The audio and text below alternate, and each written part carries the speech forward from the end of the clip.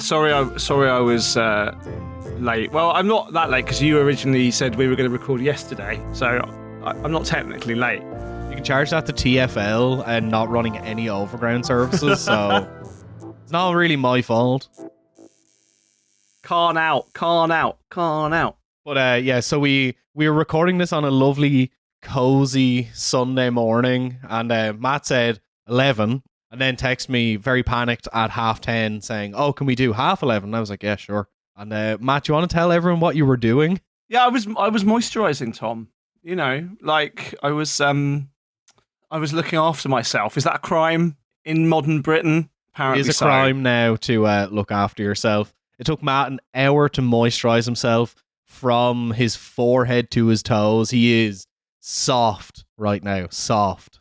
Well, you want to know? Actually, I do have a nice tube of foot cream because I go climbing and my feet are pretty gnarly after that. So yeah, I am moist. I'm moistened. I've got new glasses after the municipal waste incident, so I can finally see properly. If anyone doesn't know, Matt lost his glasses in the pit at municipal waste after he headbutted me. So he was running. Yeah, we mentioned it. Yeah. So you're very welcome to Beneath the Skin. Yeah, like moisturizer, it's Beneath the Skin. Hi. The show about the history of everything told through the history of tattooing. I'm one of your hosts, Thomas O'Mahony, and I'm joined, as always, by my esteemed co-host, Dr. Matt Lauder. Hello. Yeah, as you know, as I quote in my book, right, Elizabeth Arden, the cosmetics company, put out a skincare like moisturizing cream ad in the 1930s that basically said having soft skin and not being tattooed is what separates us from the primitives. And here I am, undoing human progress by moisturizing my tattoos. Thomas, I heard on the rumor mill that you were Ireland's worst influencer, but yet here you are holding an award. How did that happen? Earlier this week, we were nominated and won Best History Podcast at the Independent Podcast Awards here in the UK. We had a lovely night. We had a lovely night in King's Cross, and I nearly had a heart attack sitting there waiting for our category to be read out, and then against all odds, because I'd convinced myself we weren't going to win in order to soften the blow if we didn't win, and when we won, I was overjoyed. Very emotional moment. They sat us on top of up in the balcony, so we were like, we're definitely not going to win because they wouldn't sit winners like miles away from the stage, and yet we won. Congratulations! Thank you, Tom. It's all you're doing. Thank you very much, Matt. And thank you to everyone who listens as well. Obviously, the show isn't possible without the listeners, and you make it all worth it. And speaking of that, a bit of housekeeping. People had asked, and we have brought into action. People were wanting maybe a lower Patreon tier because they wanted to support the show. As of present, which you will hear later in this show, we've gone fully independent. So that's no advertising. So it's fully supported by you, the listener. So we now have a £3 a month tier. You know, if you can kick us £3 a month, you get an extra episode. And also, the people have asked, the people have been shouting from the rooftops, and we have heard them. The listeners. We are doing Ink Master Season 15 starting next week. I have already watched the 3 episodes that are available. Matt has not. Tom is doing Ink Master Season 15. Matt is reluctantly being dragged along in his wake with Ink Master 15, which I suppose we might allude to, but we won't. Has already started off with some controversy. So yeah, bad times, yeah. bad times all around. Listen in to him, hear a grumpy tattoo historian getting quizzed across, and actually that first episode will include a brief history of tattoo competitions and judging, because one of the things I've been writing for my next book this week is where the idea for judging tattoos come from in the UK specifically. So I've got some good, interesting historical stuff as well as getting cross about Ink Master, which is what we try and do. What I try and do at least, even through the Ink Master episodes, I'm trying to drop in some historical information where it comes up. And we will include there's some hot off the presses research. If you want to hear Ink Master, check it out at the £3 and above tier on Patreon. It's a Patreon exclusive this year. I know we did it for free last year, but bills got to get paid. And with the £3 a month tier, you also get an extra bonus episode. At the £5, you get both bonus episodes a month and Ink Master. Eventually, I will subject Matt to season 1 of Ink Master. I know people have asked for it. We will do it eventually. But anyway, housekeeping over. Let's get on with the show. So, the other thing that I did on Monday before I came to meet you was be on another podcast. I'm sorry, I was cheating on Beneath the Skin. But I went and recorded an episode of Cunning Cast with the absolute historical legend that is Tony Robinson. Tony Robinson, famous for playing Baldric in Blackadder and the Sheriff of Nottingham in Maid Marian, and for his kind of afterlife as the kind of cuddly face of British tele-archaeology. Really kind of interesting grand figure of British kind of historical conversation in the public sphere. It was me and Grace Neutral, who said she's going to come on this show as well, so we'll finally sort that out. Me and my old friend Grace chatting to Tony Robinson about tattoo history. And at the end of the recording, they said, or the producer and Tony said to me, "Oh, well, our next episode, we're going to transition from talking about tattooing to our next episode is about the history of jelly." And because this show, yeah. But because this show, Beneath the Skin, is a show, as I say, about the history of everything, told the history of tattooing, I was like, I can normally get from a topic to tattooing pretty quickly. And jelly initially had me stumped. I was like, off the top of my dome, I couldn't come up with any immediate obvious link with tattooing and jelly. So on the tube ride home, I was looking in my archive files and I found an advert for Horitoyo, the Japanese tattooer who was working in New York, who we've spoken about briefly in some of our Japanese episodes, who, when he was working in an Oriental supermarket in New York, they also were selling in the Oriental section guava jelly. But we've talked about him already, and we've talked about the Orientalism, and so most of the other things that came up were either about Vaseline jelly, a tattoo healing, which we'll do, is also on the long list for things to do in future. But the other thing that came up is what we're going to talk about today, or at least it's the in for what we'll talk about today. And then we'll read you the quote. And then, quote, "The sailor who wanted the ring was very nervous, and so was I. In order to tattoo the penis, one has to grasp it tightly on the sides with the thumb and second finger, pulling down with them or pushing up on the urethral canal with the index finger. The skin must be taut, or the needle will not penetrate. I was quite surprised as the sailor to see the reaction of the penis when the needle approached. It almost turned to jelly.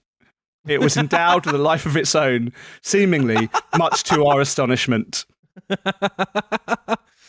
As we were brainstorming yesterday to try and decide, okay, what are we going to do? Because sometimes we have episode ideas long in advance, and sometimes we come up with them on the fly. And as I was sitting on the bus to Westfield Shopping Centre yesterday, when we were going back and forth, I suggested something to Matt, which is going to come out as our next bonus episode. And he was like, "Why don't we do this person?" And I was like, "Yeah, it's a good idea." And then I said, "It's surprising the amount of times gay pornography, penises, and stuff and other bodily ephemera like that come up on this show." Yeah. Well, because as we've talked about many times, the history of queer tattooing and the history of gay men in particular is turning out, the more that we look and the more that we find, to be really important. So this today, Thomas, is the story of Dr. Samuel Steward, aka Phil Sparrow, aka Phil Andros, academic, English literature professor, tattoo artist, erotic fiction writer, literary novelist, correspondent of Gertrude Stein, key research figure for Alfred Kinsey's groundbreaking study, Sex Life of the Human Male, incorrigible pervert, tattoo theorist, really, really interesting and important figure. Difficult, amazing, just a wonderful, wonderful figure who everybody listening to this show should know about. Some of you will already, but many of you won't, and that's what we want to do today. Basically, I was looking at my bookshelf, and as I said, I'd pulled up this slightly oblique jelly reference, and I have, at current count, 2, 3, I have like 8 or 9 books, either by or about Sammy, Phil, on my bookshelf. And so he stood out to me as something that I've been meaning to get around to talking to you about for a while, but haven't actually, we've not done a whole episode on him. So this starts today. So, the very first quote in my book, in Painted People, is a quote from Sammy Steward. He basically said, quote, "Tattooing is a subject that, to be written about, demands a plunge into the waters, not a comfortable observer's beach chair at the side of the ocean."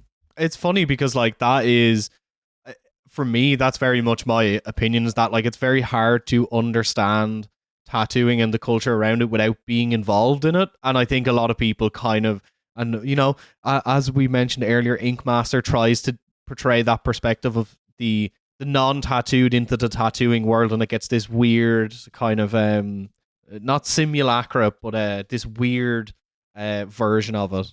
Yeah, and this is also true, actually, and we'll talk about this today. Like, so that quote comes from Sammy's book, Bad Boys and Tough Tattoos, A Social History of the Tattoo, with gangs, sailors, and street corner punks, that was written in 1990. He passed away in 1993.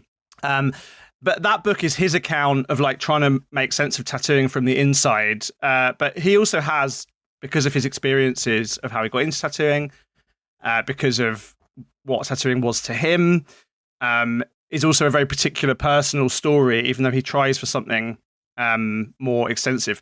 There's a really good appendix at the back of the book that is called A Note on the Literature of Tattooing, where he basically slags off every single book on the history of tattooing in ways that, I've also done, followed in his footsteps.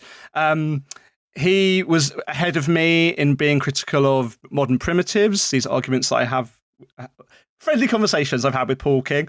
For anyone interested, we have a wonderful talk that we saw Paul give on Fakir Mushafar that I am slowly editing, that will be out very soon. So you can get Paul's perspective and Matt's perspective. Yeah, of that book, Sammy said, of Modern Primitives, Sammy says, an extraordinarily bizarre book entitled Modern Primitives contains many examples of modern tattooing. Its most valuable sections are those devoted to Don Ed Hardy, we'll come to that later on, and 1 or 2 other tattoo artists, but most of the work is anecdotal and reminiscent of the old-fashioned fads and fancies of the 60s.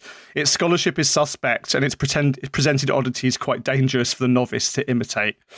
But so that book's a really important book. I think up until the work of Adam McDade recently, probably the only scholarly or pseudo-scholarly, in Sammy's sense, work written by a PhD academic who also was a tattoo artist about the process of tattooing. Really, really interesting and very rare perspective. So let's talk about Sammy and his journey into tattooing, because it's kind of amazing. So one of the stories, and this is the best book on Sammy, the one that really brought his story initially to the world's attention, is a book called Secret Historian, The Life and Times of Samuel Steward, Professor, Tattoo Artist, and Sexual Renegade, by an American author called Justin Spring. Happens, actually, Spring to be an art historian. That book came out in 2010. One of the things that Spring describes as the reason that Steward got into tattooing was being ignored during an orgy. What? Sometimes when I sit down to record this show, I just never really know what's going to come up. I mean, look, that would be hard. That would be heartbreaking. A heartbreaking experience. He was repeatedly finding himself ignored or passed over in sexual situations, as contact after contact instead chose someone younger and more attractive. The situation was particularly maddening for him, since in most instances he was setting up the very orgies at which he was being rejected. Oh, that's even worse. That's even worse. After a Jay-Z-tane at his apartment, he recorded that among the 9 young men present, only one had paid him any attention, leading him once more to wonder if, quote, he ought to give it up gracefully before their talking about me as an old auntie grows too painful. That is brilliant. Right, That's so funny. So, as ever, it's a bit more complicated than that. So, Samuel Steward was born in 1909 in Woodsfield, Ohio. So he's really, literally a man of another century. He passed away, as I said, in 1993. So he lived, his life and his tattooing career and his writing career tracks the 20th century. He got a PhD in literature from Ohio State University in 1927. And he became basically a professor of literature. Yeah. He was a gay man in America at a time when being gay was illegal. And again, this comes up very particularly later on in his life. So he's teaching at colleges literature, and he fancies himself initially as a grand literary novelist, right? This is sort of like the real grand period of modernist literature. And he writes a novel in 1936 called Angels on the Bough. And Angels on the Bough gets an absolutely incredibly good review in the New York Times. Also, just a quick correction, Matt. I'm going to do a Benoit on it. He started college in 1927. Oh, okay. I mean, that's a real niche correction. Sure. Benoit, I know you're listening. I'm just doing your work for you. I'm gonna double check that live. I'm gonna double check that absolutely live now. Here we go. Well, if he was born in 1909, he would have. If you're correct, he would have gotten his PhD when he was 16. That's a good point. University years 1927, got his PhD in 1934. There we go. Look at me with my notes badly written. Thank you, Thomas. He wasn't some child prodigy. He wasn't a Doogie Howser. Doogie Howser. His first book came out in 1936, and as I said, it got this incredible review in the New York Times, which basically kind of praises him as this like incredible first novelist, right? Like, this is his first book. The New York Times, the novel is this sort of story of this kind of young ingenue woman who is having a sort of difficult life. This is the quote, right? He gets called Mr. Steward uses the method of the monologue antérieur, not in a clunky polyglot riddle like Joyce, nor a long attenuated lyrical flight as Woolf, but rather the more direct dramatic subjectivism that goes back to Henry James.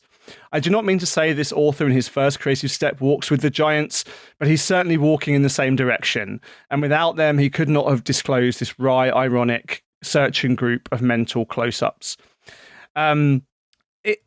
So he's being compared, right, by the New York Times, which is, even serious now, but even back in the 1930s, it was a very serious piece. To get a book review in the New York Times is a real big deal, and they're comparing him with like James Joyce and Henry James and Virginia Woolf. Like, it's kind of amazing that he's potentially this incredible literary prodigy, but basically the book doesn't sell very well. So.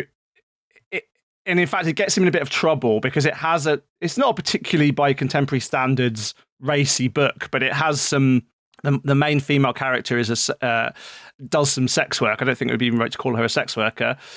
And it's a little bit too racy for the conservative English department that he's working in.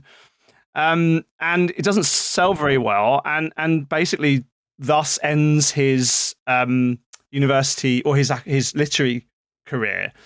The book does actually get him quite connected with Gertrude Stein, the really influential Parisian poet, friend of Picasso's, etc., who becomes a lifelong friend, and Gertrude Stein's life partner Alice B. Toklas, with whom Sammy's a regular correspondent. So it does sort of link him in, but it becomes, I think, one of the things that Justin Spring notices about Sammy's life is that he's this really, up until Justin put his life story together, he's this really interesting footnote in loads of other people's stories. So he's this really interesting footnote in the history of modernist American fiction. He's this really interesting footnote in the sort of pantheon of Parisian grandees who correspond regularly with Gertrude Stein and Alice B. Toklas. He's this kind of figure that spans all these strange interconnected histories without really ever rising to individual prominence. And what happens is he comes to really, really hate students and get really annoyed about how stupid they are. So he thinks basically that he's better than this, right? He's teaching bored students in a university in the 1930s and 40s and basically resents it. And a lot of his origin story is about how much he hates his students and how much he thinks they're boring and how much he hates academia. And he says his students grew duller and more stupid by the year. Time is a flat circle. Well, as I was prepping for this episode yesterday, I was sending some on our group chat at work. So one of the other weird things that he did was write a column for a dental magazine. Okay. So in the 1940s, he wrote a column under the name of Phil Sparrow for the Illinois Dentistry Journal. And the first column is basically like a patient's eye view of being a dental patient. But then the essays just become just more general. It's a very weird column, but it's an interesting thing to read. The letters have been published in a book called Phil Sparrow Tells All, Lost Essays by Samuel Steward. And there's an essay in there called On Teaching, right? Again, from November 1947, where he says, of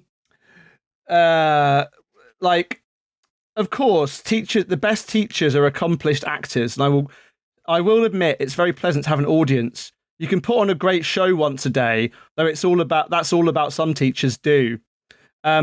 Then he says, the audience you have is pretty terrible. Most classes are stupid. So stupid that when you walk in and say good morning, they will all write it down in their notebooks. They just sit there looking as if they were painted on their seats and stare at you with the same lively expression you might find on a potato. Roasted. He got Roasted. their ass. Please don't clip that and say it's me saying it about my students. Oh, I'm 100% doing that. He also says in Bad Boys and Tough Tattoos, here we go. The student body of the 1950s was cowed, clannish, and conformist. Every member of the English department had to take a charge of an entering freshman class. Not one of the 40-odd boys and girls in my class had heard of Homer. Of 250 students in my year, 3 or 4 grew to be illuminated or liberalized. The others were content with beer, TV, and sex. Right. So he's grumpy. He's cross with everybody. He thinks everyone he works with is stupid, boring, conservative, lazy, uninteresting. He's not paid very well. He complains about how academics aren't getting enough money, like all kinds of stuff. Once again, time is a flat circle. Exactly. It's astonishing.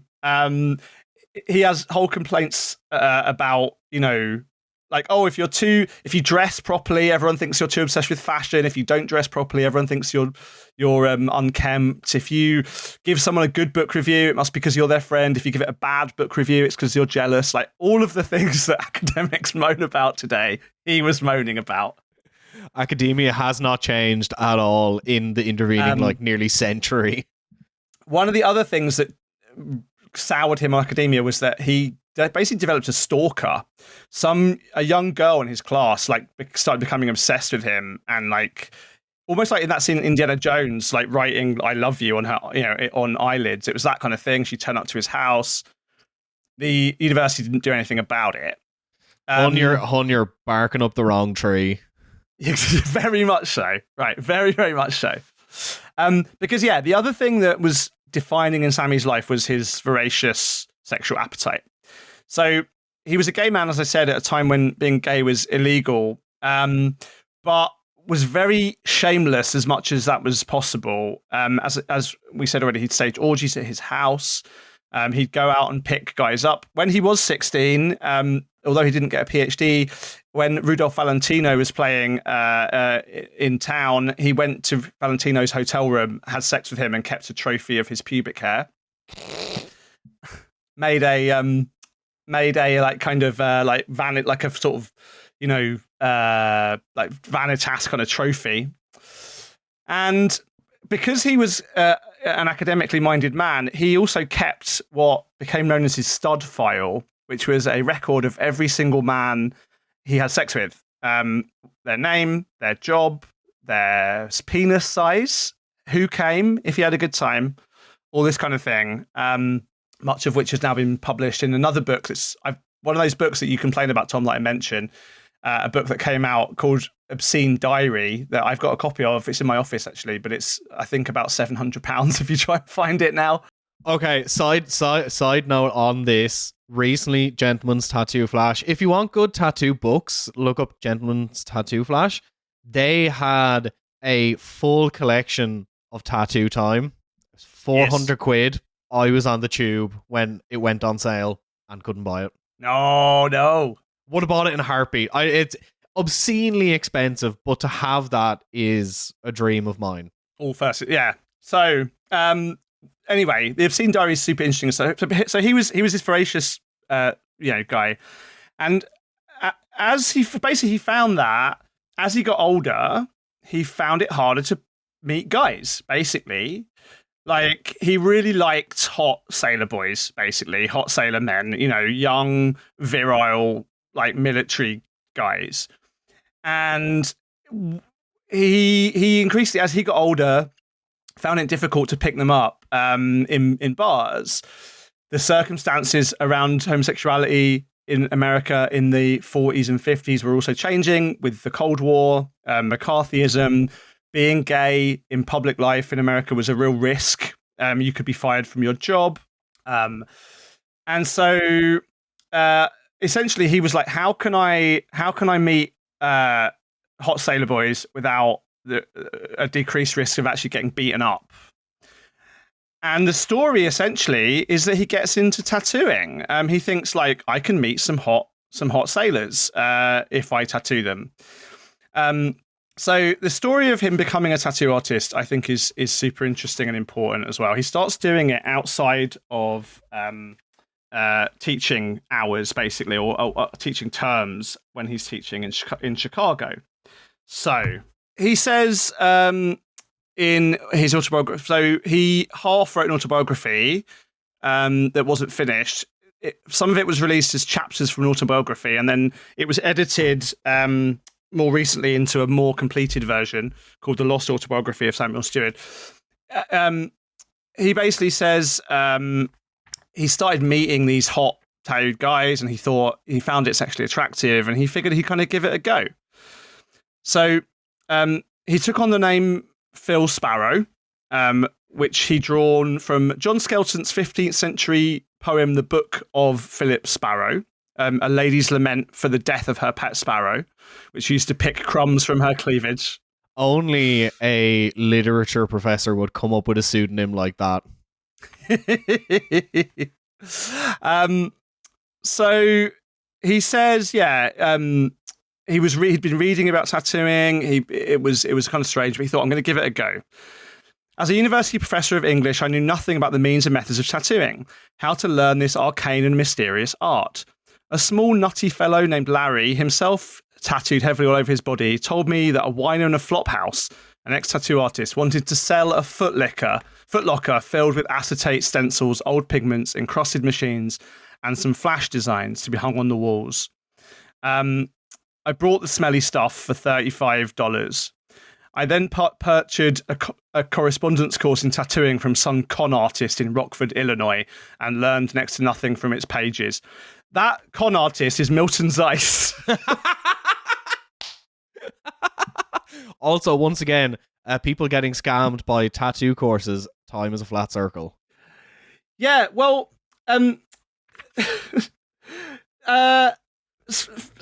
Sammy's very irritated about Zeiss. He basically says, look, I bought this course, and he said Zeiss told me later that I was the only person ever to actually read it and follow it and do what it said. And he says that I'm trying to find the exact quote. He basically says that Zeiss was someone who just assembled nonsense from lies that tattooers had told him. Here we go. So he says the lessons. The material seemed fascinating in the moment, but Heinstein reveals it was not at all informative, and Milton Zeiss knew very little about tattooing. The lessons were extremely dull, or at least it seemed so from my frosty pinnacle of a PhD in English literature and an oft-repeated life drawing class at the Art Institute of Chicago. You can see, the typical academic, I know fucking better than this nonsense.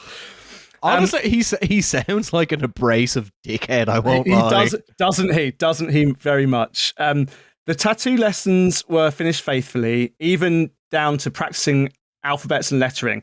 Zeiss later told me I was the only one who'd ever finished the course. He was only a merchant, not a tattooist, and the course was made up of everything that the con men tattooists had told him. Now, Zeiss was a tattooist, so that's not true. Mm-hmm. He was primarily a salesman, but he did work as a tattooer in the fairs. Mm-hmm. So that's not quite true. He then says, learning to tattoo from a book is just about as successfully as accomplished as learning to swim from your living room. I hate to hand it to him because he does seem like an absolute dickhead, but he's so funny. It's so good, isn't he, funny? Yeah. He's angry and annoyed. He thinks he's better than everybody else. Hey, are you enjoying the show? If you really like Beneath the Skin and you want to help support us, you can do so on Patreon. For little as £5 a month, you can help make this show possible, help us buy research materials. So if you like the show and you want to support us, consider kicking us a few quid a month, and you'll get everything from bonus episodes to Q&As, and you can even vote on what tattoo I'll get when we reach a certain subscriber count. Matt, have you got anything to say? You should really definitely fund the Patreon, because tattoo history is massive, right? Deep, wide, complicated. We're covering some big hit topics on the main feed, but on the Patreon subscriber-only feed, we'll be getting into some really more interesting, niche, deep topics you don't want to miss out on. And honestly, the chance to kind of decide what Thomas gets on his body is probably just a once-in-a-lifetime opportunity. Subscribe, chuck us a few quid. Don't miss out on the chance to ruin Thomas's body forever. But around this time, is this when he starts collaborating with Kinsey? Yes, almost exactly, actually. And Kinsey becomes very interested in what his access to men being tattooed can tell him. Mm-hmm. So he gets into tattooing, and Kinsey he sets up a little initially tattooing from home, and then he sort of sets up a little tattoo studio. The tattoo studio, at least the second one he had a specific area at the back for sex in it, and had a glory hole in the shop. Justin Spring describes that shop by saying, there was this this space in the back of the shop, which the workbench was set particularly at the right height for rigorous fucking. There was an easy chair, a waist-high workbench for rough fucking, a toilet area rigged with not only with a series of peepholes, but a glory hole through which men could engage for anonymous sex. There's a story that he tells in his book about a guy coming in, going to use the toilet, not flushing, and then him realizing that he's been, after getting tattooed, jacking off in the tattoo studio. And Kinsey becomes really interested in this kind of, sexual account of tattooing. So Sammy does a survey, and he says people generally do one of 4 things after a first tattoo. They get drunk, get in a fight, or get a piece of ass, or go home and stand in front of a mirror and jack off. What did you do? It's not a statistically significant sampling. Out of hundreds of returnees, these were the results. 1. Boys who came back and said, either with questioning or without, that after their tattoo they went out and fucked a girl. 1,724. Boys who got in a fight following a tattoo, 635. Boys who said all they did was get drunk afterwards, 231. Although over 800 of question 1 who has sex also said this. Mm-hmm. And then number 4, admitting they masturbated while admiring their new tattoo, 4. 879. That's a lot more significant than 4. So yeah, top tip if you want to get laid, get a fresh tattoo. Although I can't imagine it'd be very sanitary, but you know, modernity has gone to the dogs. We care too much about sanitation than lovemaking. This is true. There's no denying, he says, the high sexual significance of tattooing for many people. On a cold, snowy evening, a sailor came into my shop all alone and got his first tattoo, an anchor on his forearm. After it was finished and bandaged, he asked if there were a head in the place. I told him where the toilet was, and he went back to it. He was gone a little too long to urinate and not long enough for something more weighty. Moreover, when he came back, waved goodbye and left, I was struck by one curious thing. I'd not heard the toilet flush. I went back to investigate. The sailor had masturbated and spread the still steaming ejaculate all over the cold cement floor. Kinsey was quite interested in this confirmation of our jointly developed theories about tattoos and the assertion of masculine status, narcissism, and the aftermath of a first tattoo. Graphic proof, Kinsey said, and it happened right under your nose. Well, not exactly, I said. Oh, God. So Sammy develops this typology actually of tattooing of what if the number varies between 28 and 32 reasons depending on what version of the story that he tells, but basically concludes that all tattooing is about sex, and to which I say maybe that's just a you thing, Sammy. Yeah, it's a bit of confirmation bias going on right there. A bit of confirmation bias. The kind of people that are coming into his shop clearly begin to seek him out as well. So of the people that come to seek him out, though, one of them is Cliff Raven, young Cliff Ingram's art school graduate. The other is Don Ed Hardy, after Sammy moves from Chicago to Oakland, California. And as we've mentioned, I think before, when we talked about the Ed Hardy clothing line, the introduction of Ed Hardy to Japanese tattooing was through this bookish professor. Who had a kind of academic interest in tattooing as much as a personal one. So Sammy had also been taught, after he took this correspondence course, he sought out the work of Armand Dietzel, this Norwegian tattoo artist in Milwaukee, who was a really incredibly interesting artist in his own right. So all of the kind of tattoo history links, or many of the tattoo history links, let's not say all, but many of the tattoo history links that Ed Hardy then filters into the mainstream through his publications come, or at least are bolstered by Sammy. Armand Dietzel, famously the inspiration for the very first Beneath Skin shirt, which I am wearing right now. Me too. We're both wearing that today. Oh, there. See, sign that we print on very good quality t-shirts. The next t-shirts are going to be shipping soon for anyone who bought one. And we will have a special exclusive third shirt available next year at Brighton Tattoo Convention. So put it in your calendars. The other people that come into his shop, and again, given that all I've told you, you may find this surprising, were the Hells Angels. So when he moved his shop to Oakland, after basically he was tattooing initially in the summer, as I said, out of hours or out of the term, and it got to the point where A, the university found out he was doing it, and B, he said he earned as much money in a week tattooing as he did in a month as a university lecturer. Again, I can relate. Once again, academia is not a good paying career. It's an admirable one, though. Thank you. And he wrote to Gertrude Stein, well, he wrote to Alex Pitokos actually to sort of celebrate that moment. Said that was the moment I knew I was a tattooist and not an academic anymore. But when he moves to Oakland, he becomes the tattoo artist to the Hells Angels, right? Which is kind of amazing. So again, I'll read you here. So he said, I began to feel that tattooing, that living in California and tattooing, there was merely a matter more of the same routines and clientele there'd been in Chicago. The young men still wanted the traditional tattoos. The movement towards decoration to cover the whole body had not yet begun. In Oakland, I showed Ed Hardy some preliminary sets of tattooing. He went on to become one of the best two in the country. I was pleased to have a small part in his development. As 1970 drew closer, there was a change. More hippies began to come into the shop, and with them came additional problems. I'd always been careful about antisepsis and autoclaving the needles or sterilizing them in a pressure cooker at home, since my autoclave was a huge old-fashioned one large enough to hold a collie, and the noise and popping of steam it made was enough to frighten away anyone entering the shop.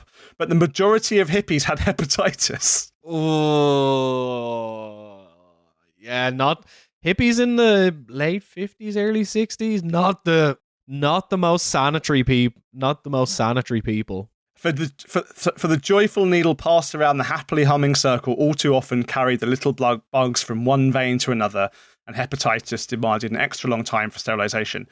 Then, too, in 1968, I was discovered by the Hells, no apostrophe, Angels. These group of aging rebels suddenly found in my shop they could get their symbols, the winged skull with Hells Angels written curving above it and the chap's name underneath, for about 1/3 the amount they paid elsewhere. And as with the other youth gangs in Chicago, the word flashed around. In a sense, I became the official tattoo artist for them all. I put on swastikas and iron crosses, the SS symbol, 1%, which referred to someone saying that only 1% of all motorcyclists were outlaws, the brown pilot's wings, indicating buggery on a man had been performed, red wings to mean cunnilingus on a menstruating woman, or black wings, the same on a black woman. 13 for the letter M, a marijuana smoker, DFFL, dope forever, forever loaded. And he's become the kind of go-to tattooer for the Hells Angels. Something that becomes interestingly important later on. So the guy Sonny Barger, who's one of the founders of the Hells Angels, he rings up Sammy one evening. He says, "Look, I need to come in." And Sammy says, "Look, it's late. I just got home." Sonny says, "We'll make it worth your while. Can you come?" And basically, Sammy turns up at his shop, and the Hells Angels are there with a guy who's been beaten the fuck up, who they've tied up. And this guy who the Hells Angels have got and beaten has gotten a Hells Angels tattoo, even though he's not in the Hells Angels. Oh. And they're like, he's got our tattoo on his arm, one guy said. He ain't no angel. Cover it up, another said. Black it out completely. Hold on a minute, I said. Technically, this is mayhem. Tattooing under duress. He'll have to sign a release. I wrote one out in a hurry, stating the undersigned wanted to have his tattoo blacked out. Is that so, I asked. The frightened young man gulped and nodded and signed with trembling fingers. I blacked out the design, with each of the angels taking turn holding the needle briefly and jabbing it as hard as he could in his skin. After Sonny paid me, they threw the young man into a small enclosed truck and climbed in after him. I heard later what happened. And I'm not going to quote exactly what happened, but it's not nice. So this gay English professor was the go-to tattooer for the Hells Angels. Isn't that interesting, Thomas? Yeah, that's like very strange bedfellows, I will say. Yeah, although only if you don't understand and if you have a kind of slightly incorrect image of both of those groups, right? Mm-hmm. So yeah, like he, as a tattooer though, right? So he was actually a really interesting tattooer. He was his art was very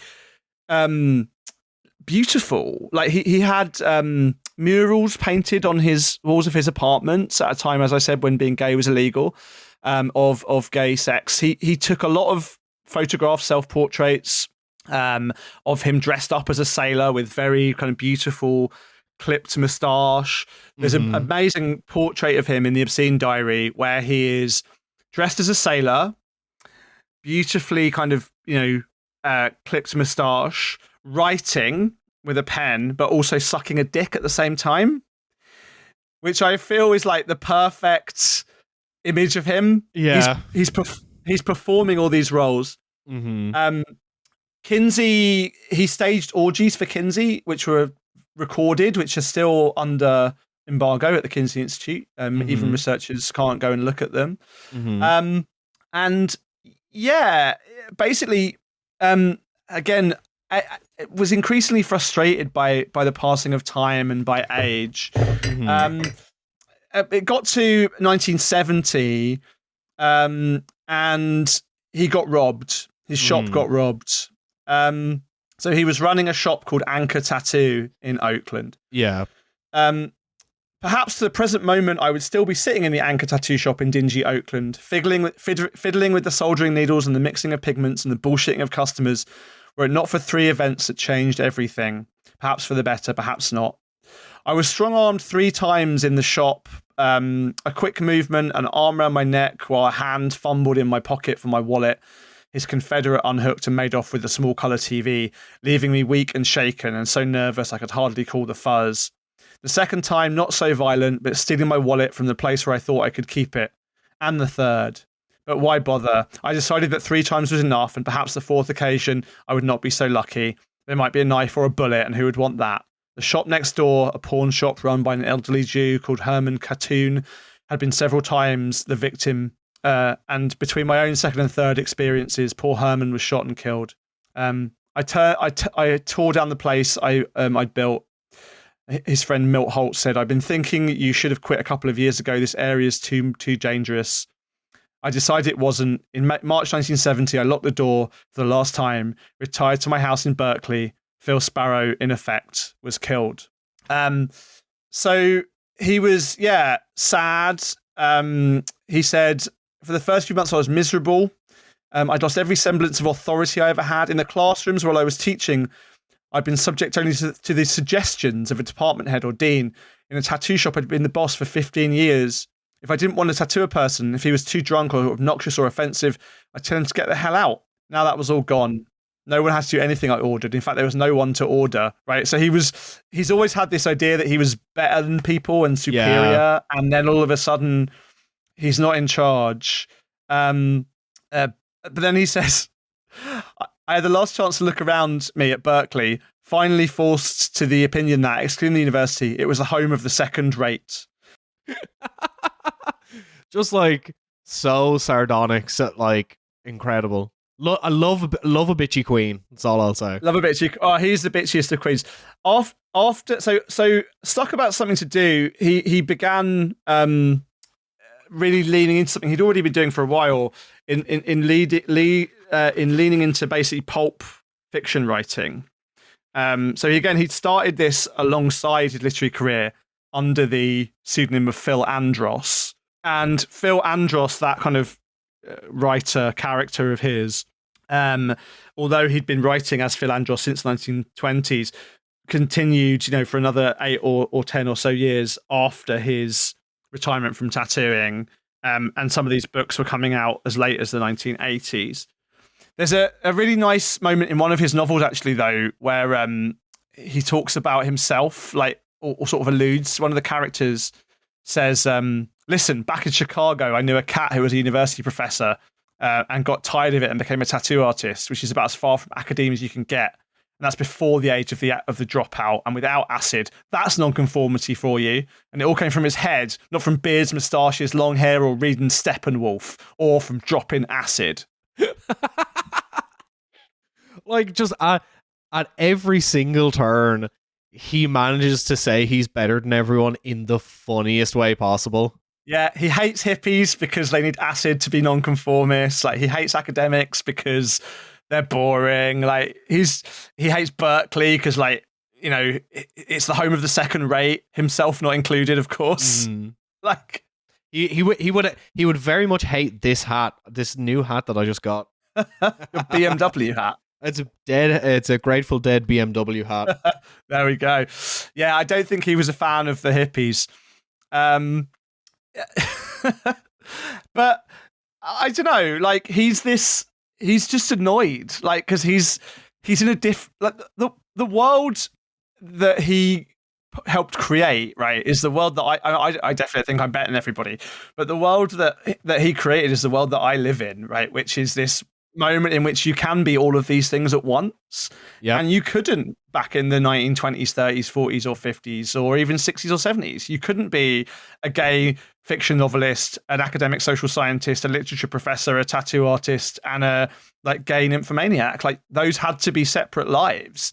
And all of those bits of his life didn't fit together for anyone else other than him. And I think like, you know, that's the beauty and the tragedy of his life, really. I mean, he died, as I said, in 93, basically in squalor and poverty. And thankfully, his friends made sure to keep his material safe. And they did do for nigh on 20 years until, because they knew someone would come looking for it. You know, that someone, as I said, was Justin Spring. And following on from Justin Spring, there's been lots of interest in his work. His archives are some of it's at the Kinsey Institutes. But he was this, as I said, like he was ahead of his time is not really a useful term because, of course, it's impossible. But he lived in ways that weren't possible during his lifetime. You know. Yeah, he was very much seemed like a man out of step in every aspect of his life, and like trying to hold all those contradictions together was what kind of forced him to, you know, I was like, well, I'm better than everyone. I'm different. I have all these like different things whirling around above me. What am I going to do? I'm going to do the thing that's going to put me on the furthest away from the middle, and that's tattooing. Yeah. And for all of the kind of, you know, cynical, I'm going to become a tattooer so I can meet hot sailors, he did have a deep respect for it. As I said, you know, he wanted to do it properly. He was clearly one of these kind of guys that we've mentioned a few times who were obsessive. He collected. When he was going to become a tattooer, he's like, I'm going to learn how to do it. I'm going to become a really great tattoo artist. I'm going to like train myself to do it. And I'm going to think about, in that kind of academic way, what the problems with this are. And I'm going to try and rectify them myself. And I'm going to record everything I do. Like, that approach, like for all of its, you know, irritability, and he does come across really as an arsehole. You know, he would have been a very difficult man to be around. But he's clearly deeply funny. He's really romantic. Like there's a deep romanticism, very filthy, about the way he writes about sex and the way he writes about tattooing. But it's not, I mean, we've sort of joked about it a bit today, for obvious reasons, but it's not gratuitous. Like he really loves it. Like he really thinks it's magical. In the section of his autobiography about his tattooing journey, it's called The Mystique of the Tattoo. Let us imagine you're walking barefoot down a dusty country lane, hot and tired because the bastard made you get out of his Porsche when you refused to let him have his way with you. I mean, there's a specific, let's imagine that specific example, Sammy. There's a glade to your left and you leave the road. Soon you hear the splash and chuckle of a running stream, a waterfall, and see ahead a sunny spot of greenery and a pool. But someone's got there before you. Through the leafy screen, you see a naked body tanned to the waist. One knee is raced. He's stepping out of his trousers. Full of Whitman-esque fancies, perhaps even seeing a Greek youth who's just come from the games, you allow yourself a dream. And he turns so that you can see his left side. And what is that on his upper arm? A mark, a shadow. Good God, a tattoo, right? So he loves tattooing and finds it strange and sexy. He's annoyed about the existing scholarship. As I said, there's a whole chapter that's basically a literature review of him going, Hans Ebertson doesn't know anything about tattooing. You know, the best books are in German. Like all this stuff that I and others have said since. He was really one of the first people to say, and it comes, although it comes from this irascible place of self-loathing and failure. It's also from a place of deep love and respect and romanticism and kindness. Like, it's such an interesting figure. I did a talk about him as an accompaniment to a Chicago art theatre group who were doing a performance piece based on his work. They performed a bit of it in London, and I did a kind of intro talk. And my talk for that was called A Life of Successful Failure, because I think that, as I said, he exists as this sort of consistent failure, but in his failures, like, the rest of us got to succeed, right? Like, he got to be this brave, loving, exciting, exploratory writer, like sexual partner, tattoo artist, like historian, social theorist, like all of these things. He sort of failed at to some degree. But in his wake, I think that the whole industry gets to be a bit better. And I think, that's the story in a way that he tells of Ed and Ed tells of him, that it was going into his shop and being introduced to books about Japanese tattooing that changed the way Ed thought about tattooing, and therefore the way that everyone else did. Spring talks in the introduction to Secret Historian about putting together these pieces from footnotes and then going, what happened to all his stuff? And then finding it and being able to put together the story of this astonishing man who, had he lived in a different moment, would have been much more celebrated in his lifetime, I think.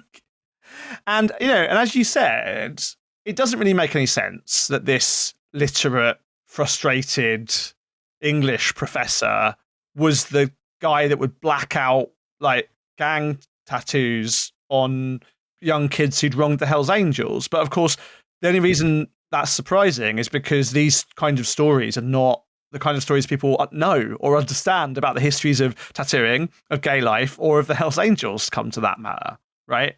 But as they are put back into the public conversation, as we're able to say to people, listen to this podcast, like, one of the most important tattooers in the history of Western tattooing was like gay literature professor from Chicago who had a glory hole in his shop. Like, I think that's probably surprising to people. Yeah, no, definitely. Yeah, as you said, you didn't know where this was going to go, these conversations, right? Yeah, I know, or well, I knew a little bit about Phil Sparrow beforehand, and like particularly through his involvement with Alfred Kinsey. But it's just fascinating, like, particularly at that moment in time. Like you said, he, to the outside observer, is very much a footnote in a lot of other people's history.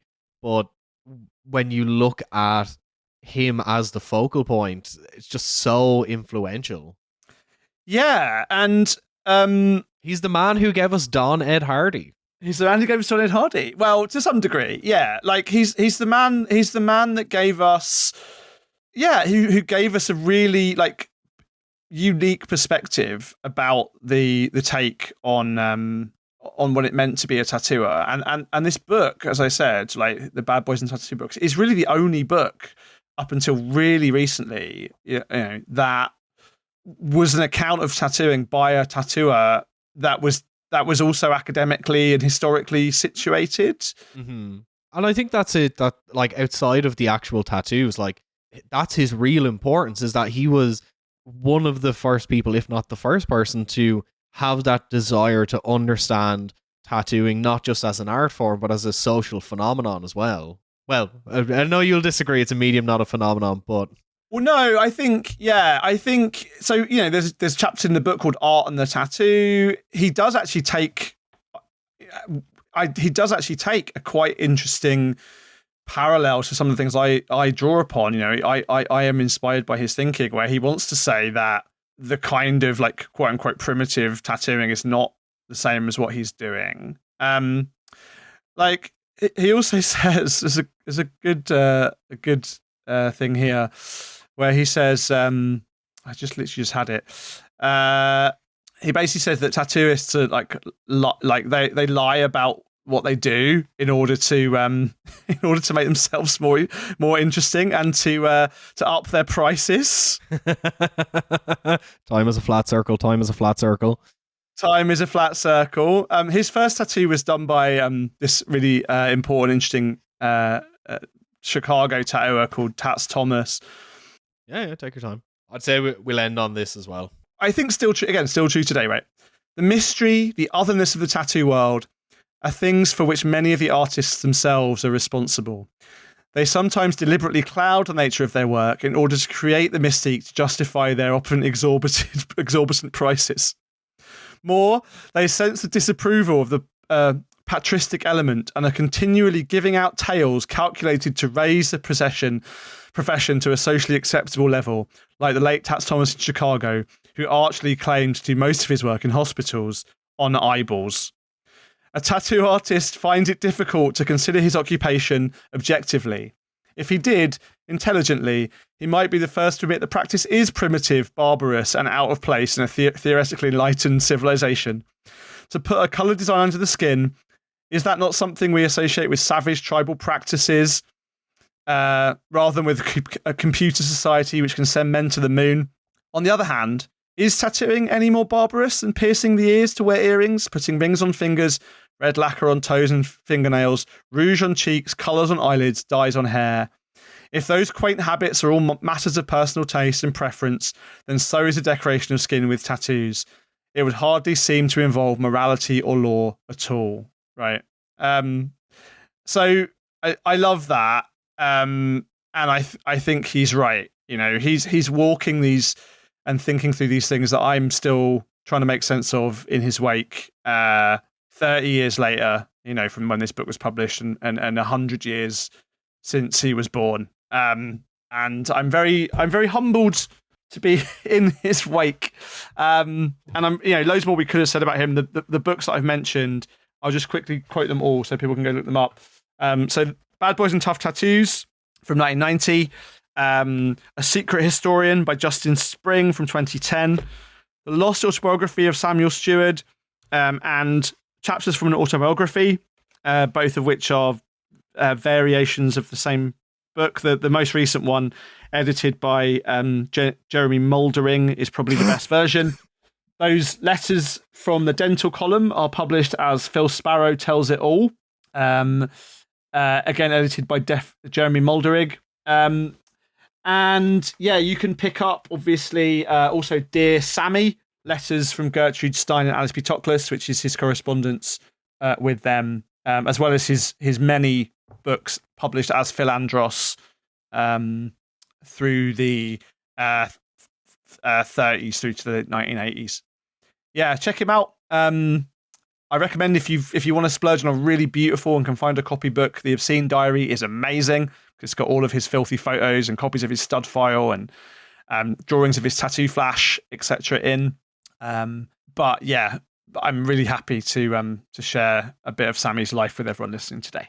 Yeah, and thanks for sharing it with me as well. I really, like I said, he's an artist that I was familiar with but didn't know a huge amount. So thank you, Matt. And also want to thank everyone who is listening. If you enjoyed the show and you want to hear more from us, highly recommend checking out the Patreon. Like we said, we now have a tier that's £3 a month. You get an extra bonus episode and you'll get access to our upcoming Ink Master series.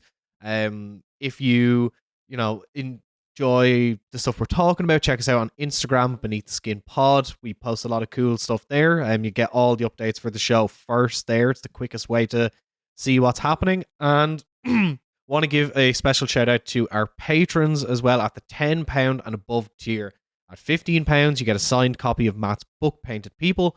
And at £10 and above, you get a shout out on the show. So without further ado, I want to thank Morpheus Ravenna, Chris Block, Shit Jesus, Kirsten Wright, Kathleen Burkhardt, Jess Goodman, James Schick, and Charlie Lightning. Thank you to all of our £10 and above patrons. And thank you to all of our patrons. Like I said earlier on, we are now fully independent. So this show is supported by you directly. Without your support, it isn't possible. So I want to thank you very much. And if you can't afford to support the show financially, leave us a review or share it with a friend. That's how, we've gotten most of our listeners is people saying, oh, I know this cool show about tattoos. But yeah, thanks very much from me, Tom. And I feel like Matt has something to say as well. No, thank you to everybody as well. And yeah, we were super, super touched that we won this award, which was not listener voted for. It was an industry award. But we know that the fact that we can do this show at all and the fact that you guys support what we do, send both of us lovely DMs and interesting things and questions you have and stuff you want to know more about is the reason we keep making it and the reason that, yeah, we've been able to keep doing it. And so, yeah, thanks for listening, everybody. Bye.